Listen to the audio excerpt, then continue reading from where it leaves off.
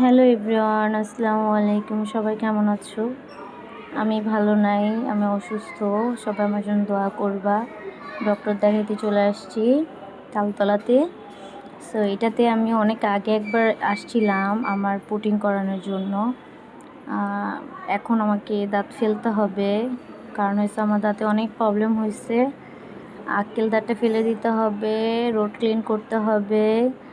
So doctor অনেক আগেই দেখিয়েছিলাম। একবার 24 সালে যখন দেখেছি ভালোই আমার দাঁতটা ওয়াশ করেছে, ভালো ট্রিটমেন্ট করায়। কিন্তু এবার আবার আসছি।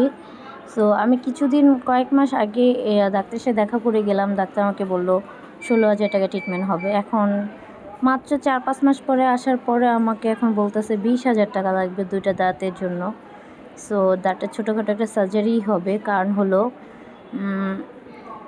ডক্টর বলতেছে অবস্থা ভালো না দাঁতের, কেন মাংস কেটে বের করতে হবে। সো সবাই আমার জন্য দোয়া করবা। ডক্টর দেখিয়ে এই যে বাইরে চলে আসছি, এসে নতুন রাস্তায় হাঁটাহাঁটি করতেছি, বান্ধবীর জন্য অপেক্ষা করতেছি। ও আসবে, আসার পরে এখন একটু খাওয়া দাওয়া করবো। আমি 2টা মিষ্টি কিনে নিলাম, কেন এটা দেখলে আমার খেতেই হয়। তো আর কী করার, মনটাও খারাপ। আমার দাঁতের মাংস কাটবে এটা শুনে আমি প্রচণ্ড টেনশনে পড়ে গেছি। টেনশনও হচ্ছে, ভয়ও হচ্ছে। ছোটো ভাই বলতেছে নো টেনশন, আমি আছি তো, আল্লাহ ভরসা, সব ঠিক হয়ে যাবে। তারপর গাইজ আমার যে টেনশনটা কমতেছে না। সো বান্ধবী চলে আসছে, তো ওকে একটা মিষ্টি দিলাম, আমি একটা মিষ্টি নাম খাচ্ছি।